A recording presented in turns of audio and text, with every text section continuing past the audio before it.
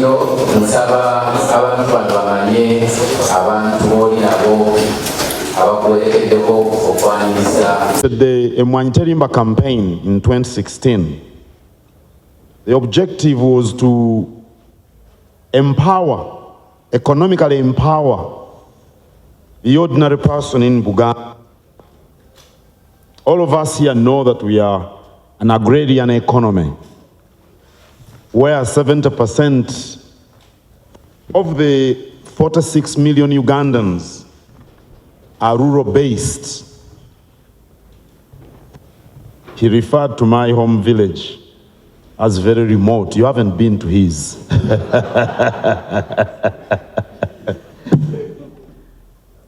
And when you intend to empower communities, to empower them economically, you prioritize activities in which those communities have a comparative advantage.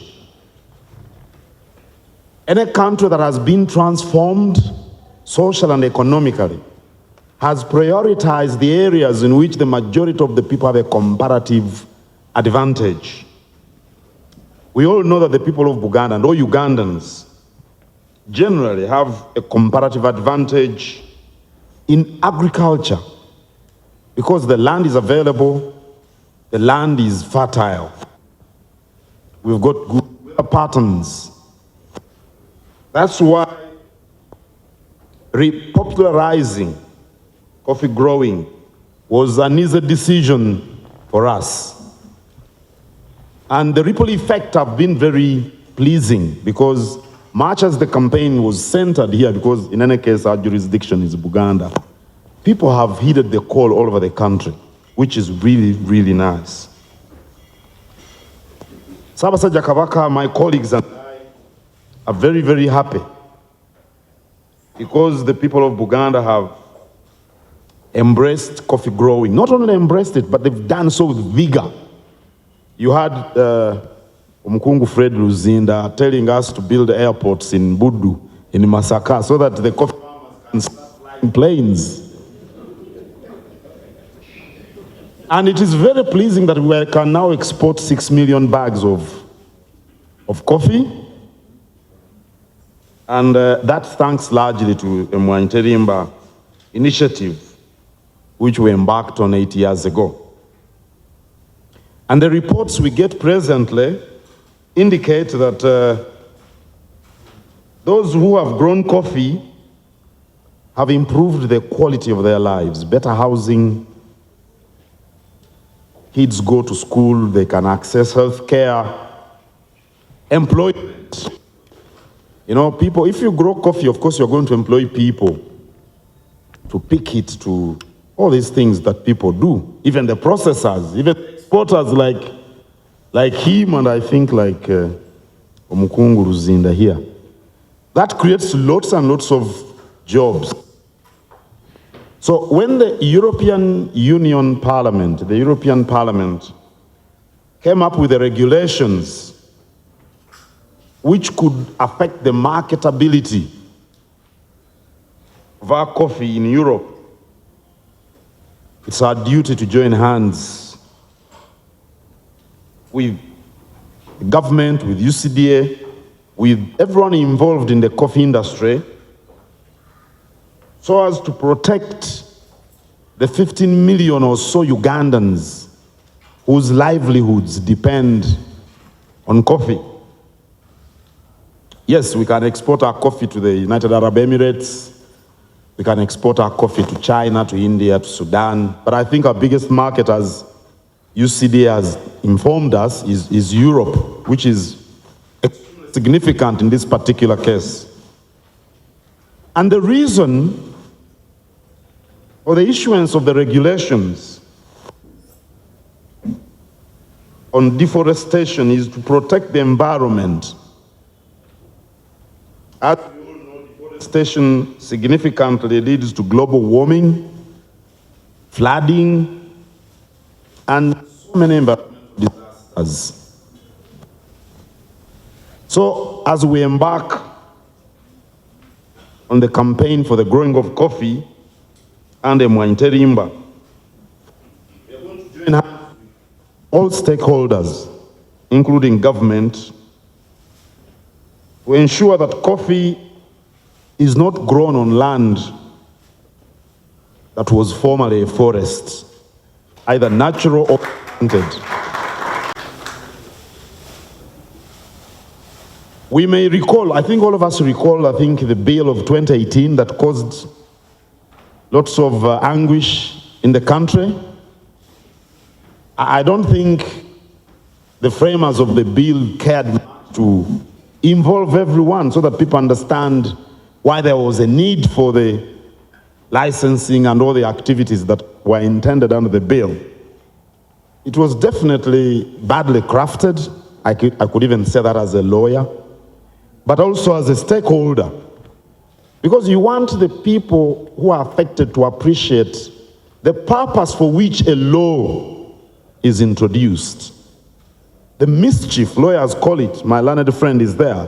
When a bill is introduced, there is a mischief that is intended to be cured. And if you don't explain that thoroughly, you create confusion, as we did in 2018. But I think we were right even then. Now, it's our duty this time round to sensitize the coffee farmer about the need for registration. It is for their good.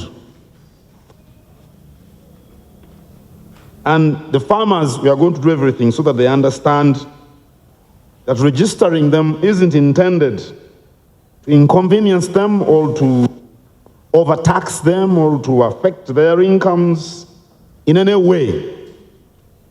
No. But to ensure that their coffee isn't barred from the European market.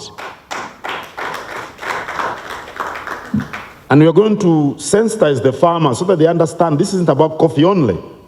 As we heard from all of you, cocoa, timber, even beef. I don't know how much beef we export from Uganda, but there are countries that export beef like Botswana, like Brazil, Namibia. They export lots and lots of beef to Europe. But you know, Botswana is semi-arid, and Namibia, there are not so many forests. But still, we have to inform the farmers that this isn't targeting them. This is for everyone who is exporting things that are grown on land to Europe. We are going to detail Bukadef. Dr. Sakamata is the chair of the Bukadef board, to engage with the kingdom administrative structures and our Minister of Local Government so that farmers get registered. First of all, so that farmers understand the purpose for which this exercise is going to be undertaken. The feelers, the mood has been starting to shift in the past 2 weeks. I don't know whether you've noticed. People believing that they are going to register them so that they can tax them more. And matters are not helped that the registration comes at the time of EFRIS. People are connecting them. So there is need, an urgent need actually, for us to collaborate with UCDA and government so that the people understand why this registration, this time round, is in their interest. But we shall need significant support from UCDA. And the lead of delegation, I think you are. We appreciate the moisture meter and the coffee, but I think we shall need more significant support. Because the deadline is 31st December this year. For us to ensure that the message gets to the ordinary man in the village, in Namakomo, where he's born, quite remote.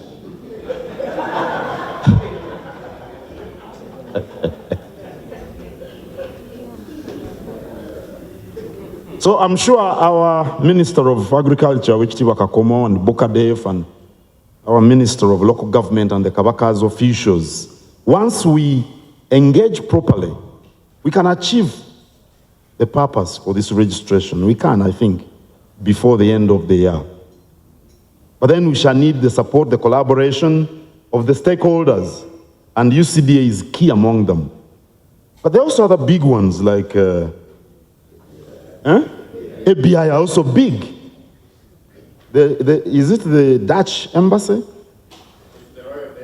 The Royal Danish Embassy.